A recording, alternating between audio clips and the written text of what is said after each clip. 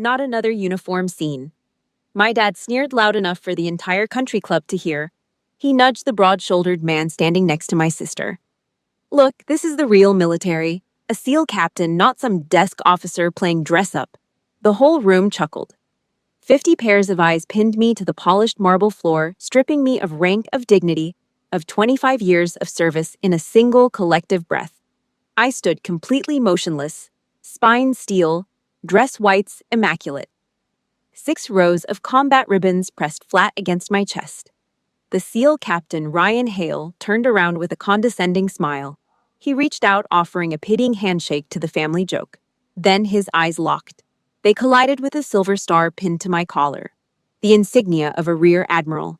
All the blood drained from Ryan's face. He went dead pale. His arm froze in midair. 2 boot heels slammed together like a gunshot. His right hand snapped up in a razor-sharp salute, his entire body going rigid at the position of attention. "Admiral, ma'am!" He roared, his voice shattering the mockery in the room.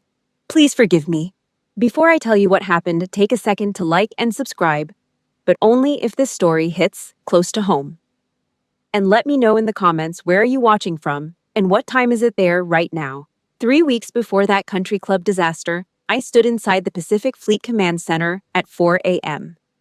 The massive electronic map pulsed with the coordinates of 3 destroyers patrolling the Western Pacific. 16 years of naval intelligence work had earned me the keys to this room. 25 years of active service had earned me the rank on my collar.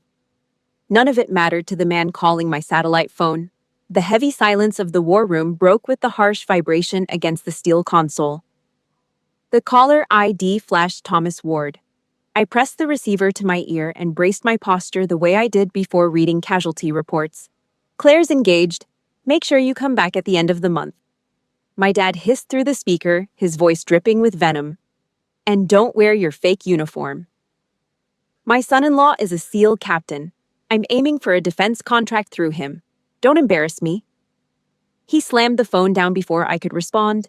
I slowly lowered the handset, my jaw locked tight, swallowing the bile rising in my throat. Fake uniform. 25 years commanding warships, coordinating intelligence operations across 3 oceans, briefing joint chiefs, in rooms where a misplaced word could start a war, and the man who raised me still called it a costume. I set the dead receiver back on the console and stared at the blue glow of the Pacific map for a full 10 seconds, letting the static crackle fill the silence. I didn't throw the phone. I didn't scream. I typed a heavy encrypted sequence into my secure terminal, pulling up a hidden camera feed I had installed 2 years ago during a holiday visit when my dad was passed out drunk in the living room. The screen flickered, revealing the damp concrete walls of my childhood home's basement. There, wrapped in a thin blanket and shivering violently under the bare fluorescent tube, was my mother, Eleanor. My dad held her legal guardianship, her bank accounts, and her health insurance. He had seized control of everything 3 years ago, right after her first heart attack. When she was too weak to contest the paperwork he shoved under her trembling hand. The system was simple and brutal. Whenever I resisted sending him money, he didn't argue. He simply moved her down to the freezing basement to save on the heating bill, or conveniently hid her daily heart medication behind the water heater where her arthritic hands couldn't reach it. Last winter, I missed a payment by 2 days because of a classified deployment to the South China Sea. He turned off the heat entirely. By the time I found out, my mother had been hospitalized with pneumonia. She was 65 years old with a failing heart, and she was his hostage. I watched her shiver on that digital screen, my fingernails digging into my palms until they drew blood. 10 years of this arrangement. $4,000 a month wired from my general officer's salary into his personal account. Nearly $500,000 total, money that could have bought me a house. Money I'd earned dodging mortar fire and sleeping on aircraft carriers while my dad sat in a recliner, spending it on country club fees, tailored Italian suits, and bottles of single malt scotch he drank alone in his study. I'd driven the same 10-year-old sedan for over a decade. I owned nothing but my uniforms, my service record, and the scars on my hands from holding Admiral Vance's artery shut in Kandahar. But an admiral does not remain a punching bag forever. Every dollar I sent him was a calculated tactical retreat, buying me the time I needed to build a flawless offensive. One wrong move, one premature strike, and my mother would pay the price in physical agony. So I waited. I watched, I documented. I picked up my desk radio and pressed the transmit button. Ensign Rios, in my office. Ensign Maya Rios, a brilliant intelligence officer fresh from the cryptanalysis program who ran data analysis. The way surgeons ran scalpels, stepped through my door 60 seconds later and delivered a razor-sharp salute. I did not return it immediately. I looked at the frozen image of my mother trembling on the screen, then turned my gaze to the young officer standing at attention. Activate Operation Aegis. I ordered, my voice dropping to a low, lethal frequency. I need you to audit every single transaction Thomas Ward has made in the last 10 years. Find every financial loophole. Prepare the federal medical files. I handed her the initial dossier, banking details, property records, insurance documents, and guardianship filings I had quietly gathered over the past decade. One piece at a time during carefully planned holiday visits, while my dad was too drunk to notice me photographing his desk drawers. Rios took the file without a single question. She understood the mission. I would continue to surrender on the front lines, playing the dutiful fool, wiring the cash, absorbing the insults, while my intelligence team dug an explosive tunnel directly beneath my father's feet. For the next 3 weeks, I played my part perfectly. I wired the requested funds on schedule, acting like the naive ATM daughter they believed me to be. My dad and my sister went on an absolute rampage of luxury spending that left a trail of evidence wide enough to drive a tank through. My phone vibrated with a text from Claire, a picture of crystal centerpieces glittering under showroom lights. Just dropped your $10,000 on the floral arrangements, she wrote, adding a laughing emoji. Try not to choke on your cheap military food. I sat in my sterile military quarters, eating cold rations from a foil pouch, watching the bank alerts drain my accounts in real time. I forwarded Claire's text directly to Rios and tagged it as evidence item 47 in the growing case file. Another text came in an hour later, Claire again this time, a selfie in a new designer gown purchased from a boutique in Manhattan. $6,000. My money. I tagged it as item 48. Every insult, every mocking emoji, every receipt from her shopping sprees was another nail hammered into her own coffin. Let them gorge themselves on my blood money. I needed them fat, happy, and incredibly sloppy. They had no idea that every single dollar they swiped was being tracked by a military intelligence unit operating under a classified federal mandate. Rios worked through the night surviving on black coffee and the cold fury of a young officer who had read my mother's medical files. She tore apart my dad's financial history layer by rotten layer. She didn't just examine bank statements. She cross-referenced local veteran charity funds organizations my dad had volunteered to manage as a concerned patriot, with the massive, unexplained cash deposits flowing into Claire's boutique salon every month. The picture that emerged made my stomach turn. My dad was running a small-scale money laundering operation. He was siphoning donations meant for disabled veterans, men and women who had lost limbs serving the same flag I wore on my shoulder, pumping the stolen cash through Claire's salon to clean it, inflating her revenue reports with phantom clients who never existed, and then using the laundered funds to bribe local politicians and low-level defense contractors for kickback deals that never materialized. My own sister's business was a federal crime scene built on the broken backs of wounded soldiers, and she was too busy buying designer handbags with my salary to notice or care. On a rainy Tuesday, Rios walked into my office and dropped a massive 3-inch thick dossier onto my mahogany desk. The heavy thud echoed off the concrete walls like a body hitting the floor. She didn't smile. She pointed directly at a highlighted wire transfer near the back of the file. Admiral Rios stated, her tone strictly professional, but carrying a lethal edge beneath the words. He took out a $500,000 loan from the mob to fund this high society cover using your mother's assets as collateral. The federal court is ready to approve the order to freeze all his assets and strip his guardianship. We just need the starting whistle. I stared at the forged signatures on the loan documents. My mother's shaky handwriting, clearly guided by someone else's hand, authorizing the transfer of her home equity, her retirement savings, and her life insurance policy to a mob-connected lending group based out of Newark. He had pawned everything she owned, her entire safety net, to a loan shark, just so he could look like a wealthy man at a country club full of people who would forget his name by Tuesday. And if he defaulted, the mob wouldn't come for him. They would come for her. The woman shivering in the basement was collateral in every sense of the word. The legal trap was now complete. I had him entirely surrounded by federal law financial audits and military intelligence records that would hold up in any courtroom in the country. I closed the heavy dossier and handed it back to Rios. I didn't need to yell. I didn't need to warn him. I just needed a stage large enough a moment where he stood at the absolute peak of his arrogance surrounded by the wealthy peers he worshipped. I unzipped my garment bag and pulled out my navy dress whites. I was going to walk directly into his trap at the engagement party carrying the detonator in my pocket. I arrived at the country club just as the last light dropped behind the tree line. The venue was a gaudy explosion of stolen wealth, massive crystal chandeliers, throwing fractured light across gilded ceilings, heavy velvet drapes blocking out the real world, and the suffocating scent of expensive perfume mixing with roasted meats that turned my stomach. My dad had spent my money building a perfect battlefield, and he had no idea the enemy had already mapped every inch of it. 50 VIP guests filled the main hall. I scanned the room the way I scanned a hostile theater, counting exits, identifying clusters of influence, marking the faces I recognized from Rios's contractor files. 3 local defense executives stood near the bar, clutching bourbon glasses and talking procurement numbers. A retired Army colonel sat at a corner table with his wife, both of them visibly uncomfortable in the gaudy surroundings. My dad was working the room hard, desperately trying to hustle these men for subcontracts to pay off his $500,000 mob debt. His bait sat at the head table.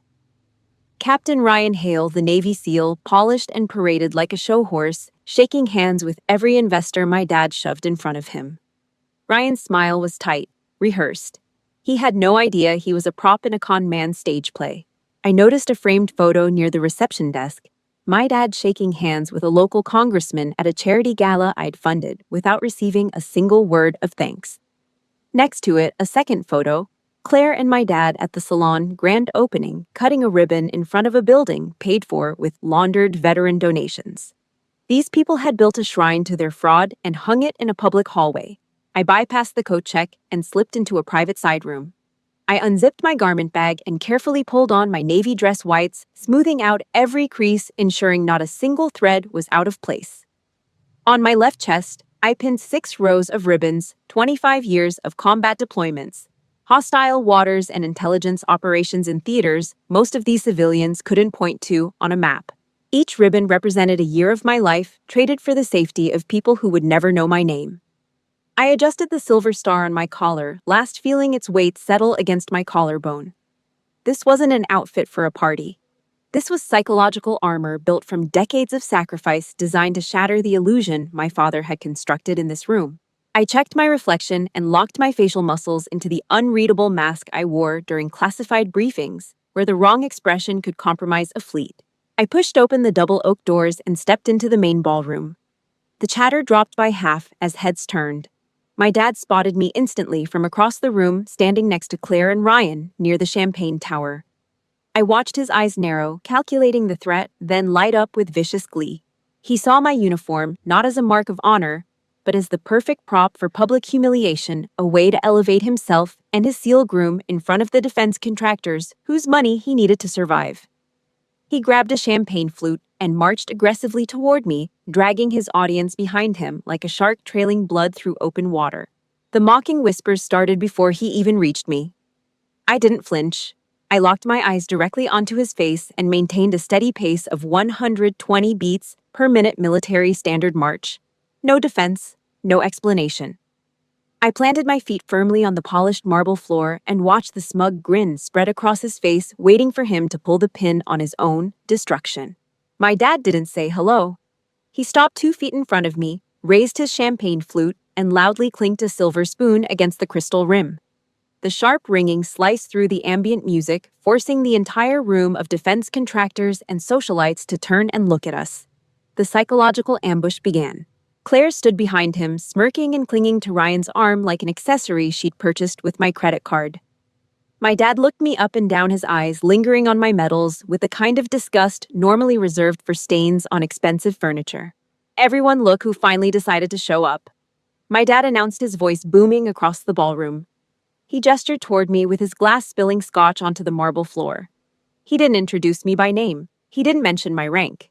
He didn't acknowledge the 25 years of service that had funded every crystal glass in this room. He framed me entirely as a joke, the awkward older sister who couldn't find a husband, so she played soldier instead. The humiliating introduction hung in the air like a verdict already decided. I felt the collective gaze of 50 strangers burning through my uniform. The heat in the room spiked. A contractor's wife near the ice sculpture leaned into her husband and whispered something behind her manicured hand, her eyes flickering between my medals and my dad's smirk. A young server carrying a tray of crab cakes froze mid-stride, his knuckles whitening on the silver tray, eyes darting between me and my father. He recognized the insignia. The civilians did not. My dad stepped closer. The stench of expensive scotch bought with my salary hit me before his words did. She insisted on wearing this ridiculous outfit, he told the crowd, shaking his head in mock pity, his lip curling with the practiced contempt of a man who had spent decades perfecting the art of public cruelty. She pushes paper around in some basement office, but she likes to pretend she's on the front lines. Laughter echoed through the ballroom. Soft, polite, upper-class chuckles that cut like razor blades across bare skin. Claire giggled and leaned her head onto Ryan's shoulder, her diamond engagement ring purchased with funds siphoned from a veterans' charity catching the chandelier light. My dad was isolating me with surgical precision, painting me as a delusional spinster, desperately seeking attention, while the defense contractors he needed watched and calculated whether the woman in front of them was the fraud he claimed. I did not blink. I did not shift my weight. I absorbed the public humiliation with the exact same stillness I used when receiving incoming fire coordinates in a bunker 6,000 miles from home. My dad, emboldened by the laughter and my silence, turned his back on me to face the SEAL captain. He threw his arm around Ryan's broad shoulder, squeezing possessively, preparing to deliver the final blow that would crack this entire evening wide open. The echo of Ryan's terrified shout, "Admiral, ma'am, please forgive me," was still ringing off the crystal chandeliers when the room fractured into chaos. Ryan stood frozen at attention, sweat pouring down his temples, his dress shirt visibly darkening at the collar. Two other SEALs near the bar snapped upright from their seats, so fast their chairs screeched across the marble, eyes bulging with horror as they locked onto the star on my collar. One of them knocked over a full glass of bourbon. Neither of them noticed. My dad's face twisted from smug arrogance into something raw and panicked, the mask of the charming con artist, crumbling in front of the very men he was trying to swindle. He physically lunged forward, shoving himself between me and the rigid SEAL captain, desperately trying to use his civilian authority to crush military protocol. "Stop this nonsense, Ryan," my dad bellowed, whipping around to the crowd with a sickening forced laugh that fooled no one. The defense contractors had stopped drinking. Their eyes were locked on the scene, calculating. He pointed a shaking finger at my chest, his voice vibrating with rage and alcohol. "Don't let the uniform fool you. She's just a glorified secretary for the army. She just signs papers. Ryan is the real hero here." My dad grabbed Ryan's shoulder with white-knuckled force, trying to physically wrench the rigid officer down into a chair. "Ryan, sit down. I'm your father-in-law. I order you to sit." Ryan's jaw muscles feathered beneath the skin. He remained locked at attention, sweat running down the back of his neck and soaking into his collar, trapped in the crushing pressure between a civilian bully screaming orders and the sacred chain of command that had been beaten into his bones since the first day of basic training. His eyes flickered to the other SEALs standing at their tables. Every single one of them stared at my collar insignia with the fixed intensity of men who understood exactly what would happen to their careers if they failed to render proper respect to a flag officer. I didn't raise my voice. I took one slow, deliberate step forward, closing the distance until I stood close enough to smell the scotch on my dad's breath and the fierce sweat soaking through Ryan's dress shirt. The temperature in the room dropped. Every side conversation died. The clinking of glasses stopped. The servers stood motionless against the walls, holding their trays like statues. "Captain Hale," I said, my voice slicing through the silence like a bayonet. "In the United States, military does the order of an admiral or a civilian hold more weight." Ryan didn't hesitate for a microsecond. He looked straight past my father, straight through him, as if the old man had become transparent, locked eyes with me, and shouted, "Admiral, your orders are absolute." Ryan violently shoved my dad's hand off his shoulder. He stepped around the sputtering old man, marched to the head of the main table, and pulled out the grandest chair in the room. "Please have a seat, ma'am," Ryan commanded, standing at rigid attention beside the chair like a personal guard assigned to protect a head of state. My dad stumbled backward, his face sagging, his mouth opening and closing, without sound, his champagne flute slipping from his fingers and shattering on the marble floor. The defense contractors stared at him with the quiet, calculating eyes of men who had just realized they were dealing with a fraud who couldn't even command his own daughter, let alone deliver a defense contract. But as I lowered myself into the chair, I caught at a dark, venomous spark igniting behind my father's pupils. He had lost the battle in the ballroom, lost it completely and publicly. But he still held the ultimate trump card. Before I tell you how my father retaliated by doing the unthinkable, please take a second to like this video and share your thoughts in the comments. Have you ever had to use absolute authority to shut down a toxic family member? I didn't stay for dessert.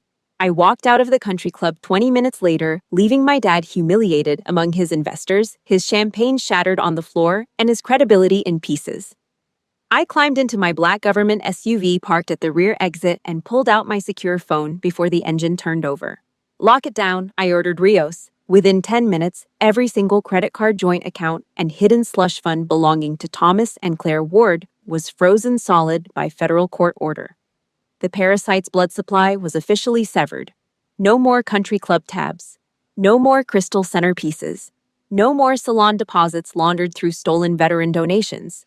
No more designer gowns purchased with a soldier's paycheck. I sat in the darkness of the SUV, watching city lights blur past the tinted glass, counting the minutes until the fallout hit. It took exactly 30 minutes. The biometric survival tracker, which Rios had secretly embedded into my mother's hospital bracelet during a routine checkup 6 months ago, flashed a violent blinking red on my tactical tablet. The GPS coordinates were moving. Fast, away from the hospital. My phone rang immediately. Rios was on the line, her usually flat voice laced with high alert tension that I had only heard once before during a live intelligence intercept in the South China Sea. Admiral Thomas Ward retaliated. He realized the accounts were locked, instantly hired an armed private security team, and moved your mother out of the hospital. My blood went cold. The coward couldn't face me in that ballroom, couldn't win a battle against his own daughter in front of 50 witnesses, so he went straight for the weakest target, a 65-year-old woman with a failing heart and arthritic hands who couldn't fight back. He had done exactly what every narcissistic abuser does when they lose control of the narrative. He escalated from psychological warfare to physical violence. He knew exactly where to strike because he had been using her as a human shield against me for 10 years. I pulled up the tracker's GPS history on the tablet. The signal had moved from the hospital to an industrial zone on the outskirts of the city, a district I recognized from Rios's financial intelligence reports. The mob's loan shark operated a string of warehouses there officially registered as cold storage facilities for a seafood import company that hadn't imported a single fish in 6 years. Rios typed furiously in the background, tracing the GPS signal in real time through the military satellite network. He's holding her hostage in an underground bunker owned by the loan shark. She reported her keystrokes hammering through the phone speaker like automatic weapons fire. He threatened that if you don't unlock the accounts and transfer $500,000 in 24 hours, her oxygen will be cut. My dad had just crossed the line from domestic financial abuse into federal kidnapping and extortion. He genuinely believed that a desk officer, a woman he'd spent 25 years belittling, mocking at dinner tables, calling a secretary in front of strangers, would panic and cave the moment he put a clock on her mother's life. He pictured me sobbing in the backseat of the SUV, dialing the bank with shaking fingers, unlocking his accounts, wiring the $500,000, surrendering everything to save the woman in the bunker. He was dead wrong. I stared out at the pitch-black highway, a cold, lethal calm washing through my chest and settling into my bones. I controlled my breathing, 4 counts in 4 counts, hold 4 counts out, the tactical pattern they drilled into us at the intelligence warfare school, the same pattern I used the night I held Vance's artery shut in Kandahar, while mortar rounds turned the world into fire and dust. I wasn't a victim negotiating with a kidnapper. I was a commanding officer authorizing a strike on a hostile position that had just committed an act of war against my family. Rios, I said, my voice dangerously soft. Call the military police, CID, contact the federal judge for an expedited raid warrant. We are going to smash his bunker to pieces. I ended the call and tapped the glass divider twice, signaling the driver to change course immediately. We were heading straight to the tactical command center. My dad wanted a war with a woman he called a secretary.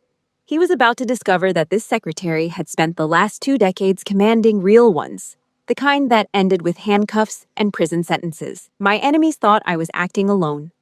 They had no comprehension of what stood behind me, the full coordinated machinery of the United States Navy and the federal justice system assembled over 3 weeks of painstaking intelligence work and authorized by a federal judge who had read every single page of Operation Aegis. At exactly 3 a.m., while my dad slept in his rented luxury bed, dreaming of my surrender, and his $500,000 payday hell descended on the mob's underground bunker.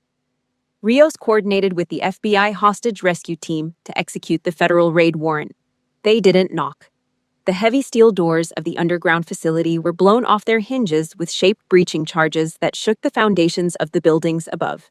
The armed civilian mercenaries inside, 4 men hired for $100 each, loyal to no one, didn't have time to unholster their weapons before they were face down on the concrete, blinded by the strobing tactical flashlights and the screaming commands of federal officers who trained for exactly this kind of breach. I monitored the live helmet cam feeds from the command center, my jaw clenched so tight my molars ached. The green-tinged footage showed the team sweeping room by room, a storage bay littered with ammunition crates, a generator hall humming with emergency power, and finally the reinforced main chamber at the back of the complex. In exactly 4 minutes, the bunker was secured without a single lethal shot fired. Every mercenary was face down in zip ties.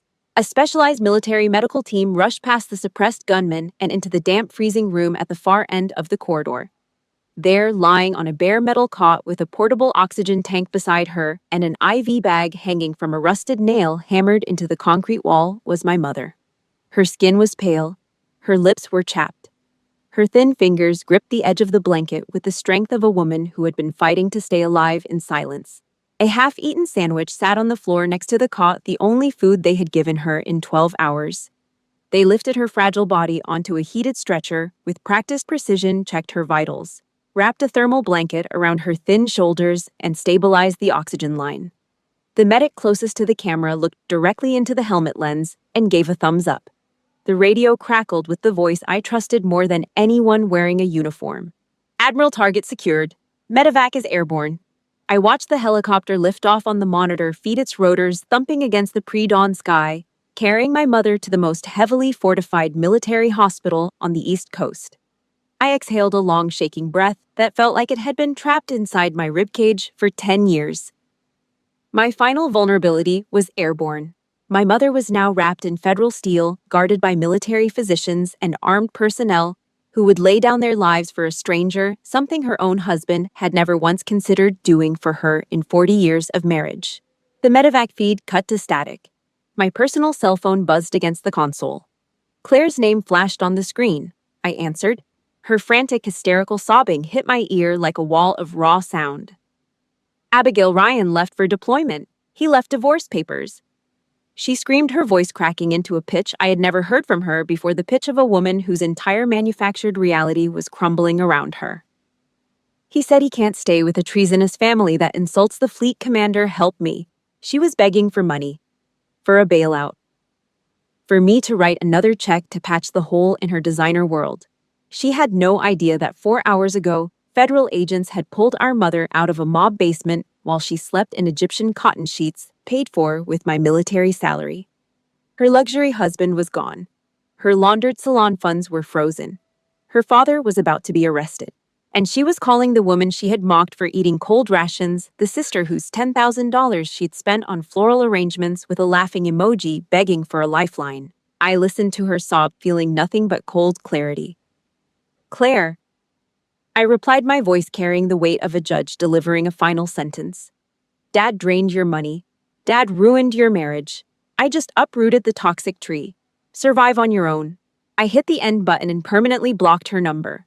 One branch of my dad's corrupt little empire had just eaten itself alive. Now it was time to chop off the head. Cut off from my bank accounts and hounded by the loan sharks who owned his $500,000 debt, my dad plunged into absolute delusion. Instead of running, instead of hiring a lawyer, instead of accepting that his empire was already ashes, he doubled down on the only strategy he had ever known: the lie. He threw a massive party disguised as a wedding celebration. For Claire burning the last borrowed cash he could scrape together from former associates who hadn't yet heard about his collapse and invited every wealthy name left in his contacts: bankers, investors, retired officials. His crown jewel guest, retired four-star Fleet Admiral James Iron Vance, a man my dad had once shaken hands with at a charity event and had been name-dropping ever since. My dad hired private media to cover the exits, positioned photographers at every door, and ordered a camera crew to document the evening. He was certain that I wouldn't dare cause a scene at a military-adjacent social event with a four-star general in attendance. He wanted witnesses. He wanted cameras. He wanted a room full of powerful people who would see his daughter as the unhinged villain if she showed her face. He had no idea that Admiral Vance was on my guest list, not his. The heavy oak doors of the ballroom didn't open gently. They were shoved apart by federal agents in dark suits carrying visible badges.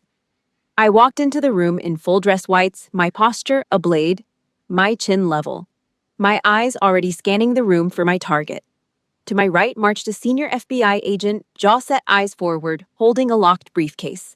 And behind me, sitting safely in a cushioned wheelchair, pushed by a Navy corpsman in full medical whites, was my mother. Alive, color in her cheeks, an IV port taped neatly to her wrist, a thin, steady smile on her lips, the first real smile I had seen on her face in a decade. My dad's face drained of every shade of color the human body can produce. Pure panic seized his entire frame as he registered the seals flanking me, the federal badges on the agents' belts, and the woman he had locked in a mob basement, now sitting 10 feet away, breathing freely, surrounded by armed military personnel. He scrambled backward, knocking over a champagne tower crystal, shattering across the marble in an explosion of glass and foam, desperately trying to physically block Admiral Vance's line of sight. Throw her out. Call security. Get this bitch out.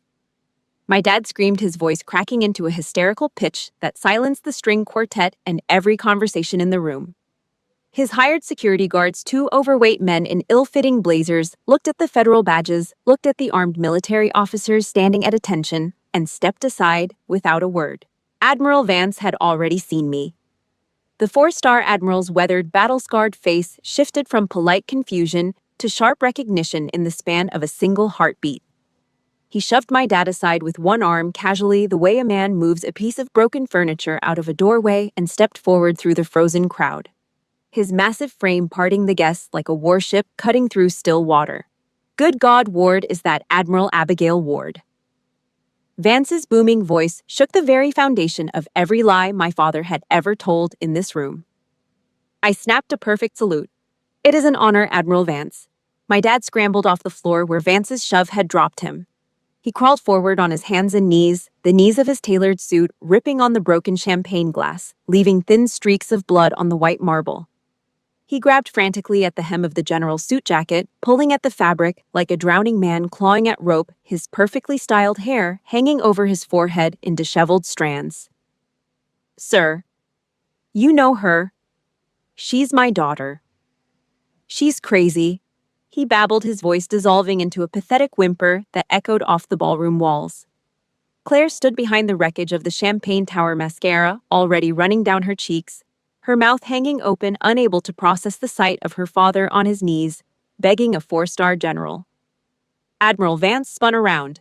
His full height, 6'4", 240 pounds of four-star authority forged in 3 decades of active combat command, towered over the man kneeling on the cold marble floor. His weathered face hardened into something I had only seen once before in a command tent in Afghanistan, right before he ordered an airstrike on a hostile position. "Shut your mouth, you scum!" Vance roared, pointing a massive finger directly at my chest. 8 years ago in Kandahar, the command tent was hit by mortars. My femoral artery was severed. This woman held my artery shut with her bare hands for 45 minutes under artillery fire. She saved my life. She is the most brilliant strategic mind in the Pacific Fleet. And you lying punk, call my savior crazy. The room went so silent I could hear the ice melting in abandoned cocktail glasses on the nearest table. The wealthy investors who had trusted my father's stories, who had shaken his hand and considered writing him checks, stared at the man kneeling on the floor, surrounded by broken champagne glass and torn suit fabric, and I watched the calculations happening behind their eyes. Every handshake reconsidered, every promise questioned every dollar they had almost given to this fraud pulled permanently off the table. One of the defense contractors quietly set down his drink and walked toward the exit. I stepped forward, towering over my father as he crouched on the cold marble with glass cutting into his knees. I stepped aside as the senior FBI agent stepped forward, pressing a folded federal arrest warrant firmly against his chest. I pressed the folded document firmly against his chest, forcing him to clutch it with trembling fingers that left sweat marks on the paper. "You wanted my signature, Thomas," I said, my voice freezing cold. "But you're getting the FBI's." I snapped my fingers once. Rios opened the metal briefcase and hurled hundreds of pages of bank statements, money laundering records, forged charity receipts, and mob loan documents into the air above his head. The papers rained down on him like a blizzard of guilt, each page, a year of lies, a stolen dollar. A veteran's donation pocketed, a daughter's sacrifice, mocked, covering his hair, his shoulders, the floor around his bleeding knees, in a white storm of evidence. Outside the glass doors of the ballroom, two loan shark enforcers stood shoulder to shoulder with uniformed local police officers tapping their batons rhythmically against their palms, waiting for the signal to enter. His empire was dead. 7 months later, the salty breeze of the Pacific Ocean blew through the open windows of the San Diego Naval Base auditorium. The dust had completely settled. Thomas Ward was wearing an orange jumpsuit in a federal penitentiary, serving the first months of a 15-year sentence for wire fraud, extortion, and kidnapping. The mob had seized his country club assets, his car, his rented house, and every piece of property attached to his name to cover the defaulted $500,000 loan. His face had been scrubbed from every social register he had ever bribed his way onto. The defense contractors he had courted had filed civil suits that would follow him long after his release. The veteran charities he had robbed had been made whole by the federal recovery order, and the local newspapers had published his mugshot alongside the details of his scheme. The man who had spent decades building a castle of lies was now living in a 6x8 concrete cell with a steel toilet and fluorescent lights that never turned off. Claire, entirely cut off from my accounts and abandoned by her SEAL husband, who wanted no association with a family that had publicly insulted a fleet commander, was pulling double shifts as a waitress in a highway diner 3 states away. Finally learning the true weight of a dollar she had to earn with her own 2 hands. She had not called me since the night I blocked her number. She had no number to call. I stood in the VIP holding room, looking into a full-length mirror. Today was not about them. Today was about the empire I had built from nothing but disciplined sacrifice and the refusal to stay broken. I adjusted the collar of my uniform, making sure the fabric sat perfectly against my neck, running my thumb across the space where the new hardware would sit in a matter of minutes. Through the open doors of the auditorium, I could see the front row. Admiral Vance sat at the far left, his massive frame filling the chair, talking warmly with Captain Ryan Hale and the newly promoted Lieutenant Maya Rios. Sitting right in the center of them, in her specialized wheelchair with a navy blanket draped across her lap, was my mother. She had color in her cheeks, a bright, steady smile on her face, her heart medication managed by the finest military physicians on the West Coast. She was entirely permanently safe, surrounded by people who had breached bunker doors and flown helicopters through the darkness to bring her home. The heavy brass doors swung open fully, and I marched out onto the stage. 3,000 Navy sailors snapped to attention simultaneously, and the sound echoed like controlled thunder across the massive auditorium, rattling the glass in the window frames. The fleet commander stepped forward from behind the podium, holding 2 heavy metal pins between his steady fingers. With precise, deliberate movements, he removed the 2 stars from my collar and replaced them with 3. I was officially Vice Admiral Abigail Ward, Deputy Commander of the United States Pacific Fleet. The auditorium erupted into deafening applause. I walked to the edge of the stage, my posture ablaze, my chin held high, and looked out over the sea of faces, my chosen family, every single one of them earned through blood and trust, not inherited through obligation.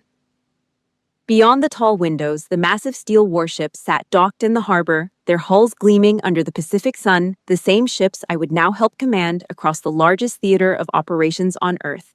I hadn't just survived my father's abuse, I had systematically dismantled it with the cold, calculated precision of a commanding officer executing a flawless campaign.